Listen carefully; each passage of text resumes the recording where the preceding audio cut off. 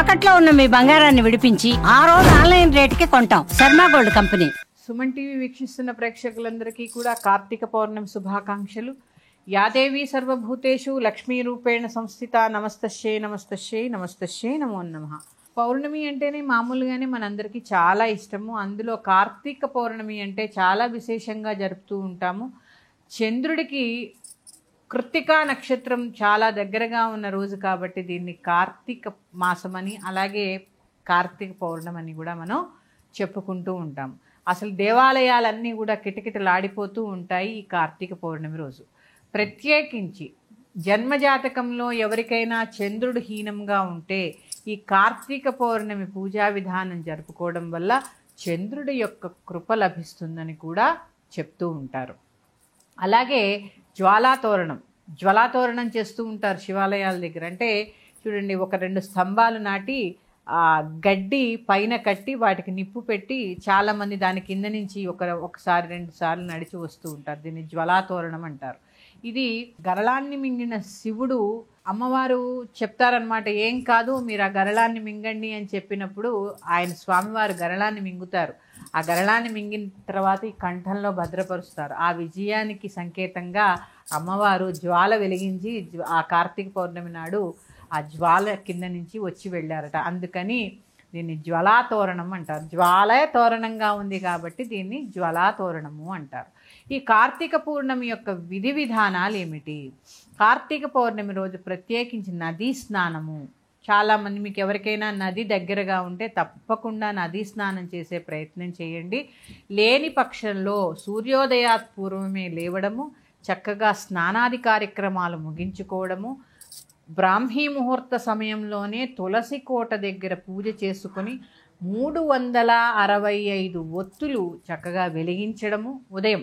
అలాగే ముందు తులసి పూజ చేసుకుంటాం కదా మనం, తులసి పూజ చేసుకోవడం, అక్కడ శుభ్రం చేసుకోవడం, ముగ్గు వేసుకోవడం, ఈ 365 ఒత్తులు చక్కగా వెలిగించుకొని ఆ రోజు చాలామంది ఉపవాసం ఉంటారు.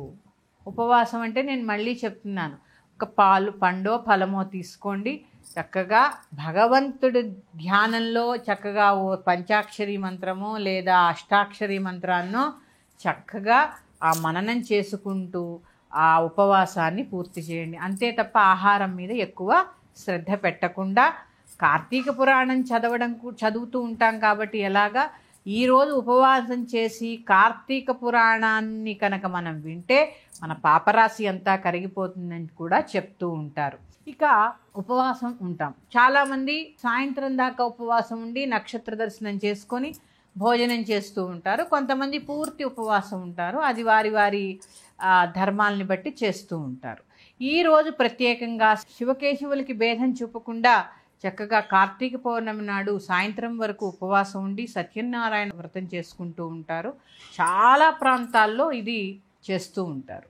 ఇక ఇంకా విశేషంగా కార్తీక పౌర్ణమి రోజు ఉపవసించి సాయంత్రం చంద్రోదయం జరిగిన తర్వాత వెండి పళ్ళెంలో పాలు పోసి అది చంద్రుడి యొక్క కాంతి పడేలా పెట్టి లలితా సహస్రనామ పారాయణ చేయడం ద్వారా విశేషమైనటువంటి ఫలితం ఉంటుంది. చాలా విశేషం ఉంటుందమ్మా. ఎందుకంటే శరత్ పూర్ణిమ నుంచి ఈ కార్తీక పౌర్ణమి దాకా ఒక వ్రతంలాగా చేస్తూ ఉంటాం. మన దసరాలు అయ్యాయి కదా, ఆ ఆశ్వీజ పౌర్ణమి నుంచి, అదే శరత్ పూర్ణిమ నుంచి, దాన్నే కోజాగిరి పౌర్ణమి అంటారు. ఆ కోజాగిరి పౌర్ణమి నుంచి ఈ పౌర్ణమి వరకు కూడా ఒక దీక్షలాగా చేస్తూ ఉంటాం. అందుకని ప్రత్యేకంగా చక్కగా చంద్రుడి ఎదురుగుండా కూర్చొని మీకు అవకాశం ఉంటే ఒక వెండి ప్లేట్లోనో వెండి గ్లాస్లోనో పాలు పెట్టి చక్కగా లలితా సహస్రనామ పారాయణ కానీ సౌందర్యలహరి పారాయణ చేయడం ద్వారా ఆ యొక్క ప్రసాదాన్ని ఇంటిల్లిపాతి తీసుకోవడం ద్వారా విశేషమైనటువంటి ఫలితాలని పొందుతారు. ఆరోగ్యం మెరుగుపడుతుంది, మనశ్శాంతి లభిస్తుంది. అలాగే మనం చాలా చోట్ల చూస్తూ ఉన్నాం, పాపం చిన్న చిన్న పిల్లలు ఈ ఆటిజం అనే వ్యాధితో బాధపడుతూ ఉంటారు. అలాంటి వారికి చక్కగా ప్రతి పౌర్ణమికి, కార్తీక పౌర్ణమి రోజు మొదలుపెట్టి ప్రతి పౌర్ణమికి ఆ వెన్నెలలో పాలు పెట్టి లలితా సహస్రనామము అలాగే సౌందర్యలహరి పారాయణ చేసి ఆ పాలని పిల్లలకి తాగించడం ద్వారా చాలా వరకు ఈ వ్యాధి నయమవుతుందని కూడా చెప్తూ ఉంటారు. ఎందుకంటే చంద్రమా మనసో జాతః, పౌర్ణమికి ప్రత్యేకమైనటువంటి రోజు ప్రతి పౌర్ణమి, పైగా కార్తీక మాసం చాలా విశేషము.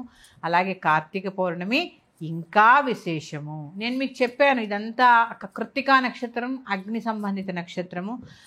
అలాగే అరుణాచలేశ్వరుని తలుచుకోవడము, ప్రత్యేకంగా కార్తీక పౌర్ణమి రోజు రుద్రాభిషేకం చేయడం ద్వారా కూడా సమస్త పాపములు కూడా నశించి మొత్తం సంపదంతా కూడా శివాధీనం. ఎవరైనా ఆర్థిక ఇబ్బందులతో మనం సతమతమైపోతున్నప్పుడు ఈ కార్తీక పౌర్ణమి రోజు కనుక రుద్రాభిషేకం చేసుకుంటే ప్రదోషకాలంలో ఆ యొక్క బాధల నుంచి మనకి ఎంతో కొంత ఉపశమనం ఖచ్చితంగా కలుగుతుంది. అలాగే ఇంకా ఒక్క విశేషం కాదండి, కార్తీక పౌర్ణమి గురించి చెప్పాలి అంటే చాలా విశేషాలు ఉన్నాయి. దీనినే త్రిపుర పౌర్ణమి అని కూడా చెప్తూ ఉంటారు. శివుడు త్రిపురాసురుణ్ణి సంహరించింది కూడా ఈరోజే అవ్వడము చాలా విశేషము. అందుకని చక్కగా సూర్యోదయాత్ పూర్వమే లేవడము, స్నానాది కార్యక్రమాలు ముగించుకోవడము, తులసి పూజ చేసుకోవడము, 365 ఒత్తులు వెలిగించుకోవడము. ఇక్కడ బ్రాహ్మీ ముహూర్తంలోనే జరగాలి, అంటే సూర్యోదయానికి ముందే జరిగిపోవాలి. ఆ రోజు ఉపవసించడము, మీకు వీలుంటే చక్కగా తులసి కోట దగ్గర చేసుకోండి, లేదా దేవాలయానికి వెళ్ళి చక్కగా ఈ 365 ఒత్తులు వెలిగించుకోండి. అలాగే సాయంత్రము దీపావళి రోజు ఎలా అయితే దీపాలు పెడతామో ప్రత్యేకంగా ఈ కార్తీక పౌర్ణమి రోజు దీపాలంకరణ చేస్తూ ఉంటారు. చక్కగా ఇల్లంతా కూడా మళ్ళీ నా నువ్వుల నూనెతో దీపాలు వెలిగించి చక్కగా దీపాలు పెట్టుకోండి. అలాగే చాలామంది కేదారేశ్వర నోములు చేస్తూ ఉంటారు. అది కూడా ఈ పౌర్ణమి నాడే చేస్తూ ఉంటారు.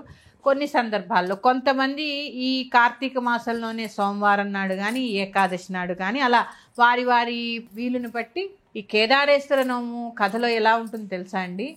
శక్తి లేనిదే శివుడు ఏమీ చేయలేడు అని చెప్పి కేదారేశ్వర వ్రతం చెప్తూ ఉంటుంది. అందుకని చెప్పానుగా ఇప్పుడే మీకు అరుణాచలం అంతా ఉంది ఇక్కడ. అరుణాచలం అంటే శివశక్తిమయం అంతా.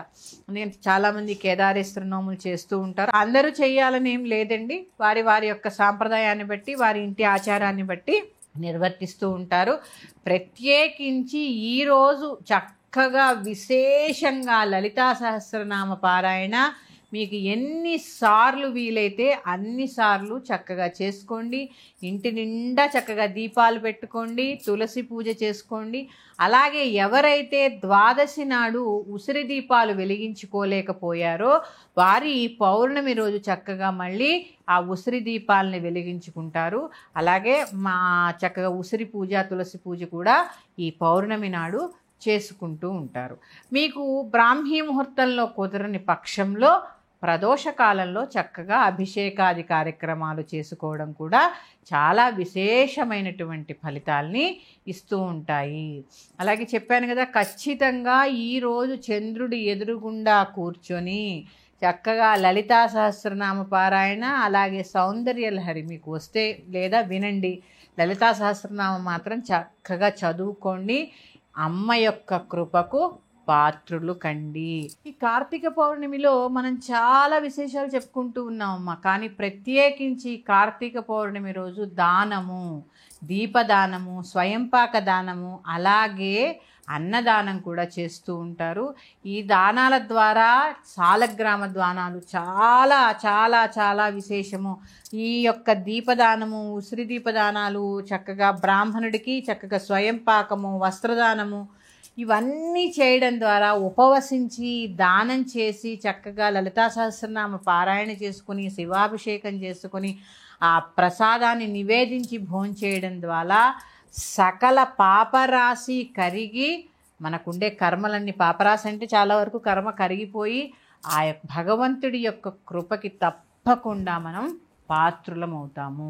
ప్రత్యేకించి ఎందుకంటే దానాలకి కార్తీక మాసం ప్రత్యేకం కాబట్టి చక్కగా ఒక 10 మంది కలిసి అక్కడ వంట చేసుకున్న ఆ చుట్టుపక్కల వారిని కూడా పిలిచి వారికి భోజనాన్ని వడ్డించి అందరూ కూడా భుజించవలసిందిగా చెప్తున్నాను. ఎందుకంటే ఏ దానానికి లేని ప్రత్యేకత అన్నదానానికి ఉంది. అందుకే చాలా అన్నదానాలు జరుగుతూ ఉంటాయి కార్తీక మాసాల్లో. చక్కగా అన్నం పక్క వాళ్ళకి పెట్టి అక్కడ ఎవరైనా ఉంటే కనీసం ఒకళ్ళిద్దరినైనా పిలిచి ఆ భోజనం వండిన పదార్థాలు వడ్డన చేసి మీరు భుజించడం ద్వారా చక్కటి దినదినాభివృద్ధి అంటారు చూసారా, అలాగే ఆ లక్ష్మీనారాయణ కృపతోటి చక్కటి సంపద, ఆ యొక్క ధాత్రి వృక్షం దగ్గర కూర్చుని భుజించడం వల్ల చక్కటి ఆరోగ్యము ఇవన్నీ కూడా లభిస్తాయి. మరి యొక్క అంశంతో మీ ముందుకు వస్తాను. శ్రీమాత్రే నమః. స్వస్తి.